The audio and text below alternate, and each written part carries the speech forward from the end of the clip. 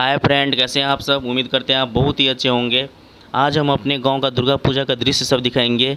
ये जो आप भीड़ देख रहे हैं, ये रावण का पुतला दहन देखने के लिए लोग जमा हुए हैं और बहुत ही मज़ा आने वाला है। आज आप देख सकते हैं कि गांव में किस तरह से रावण पुतला दहन होता है और किस तरह से दुर्गा पूजा मनाया जाता है।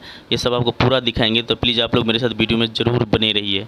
और वो बेकार है कि जिसके सर में पर्दा न हो, और वो बेकार है जिसके माथे 2-4 हजार।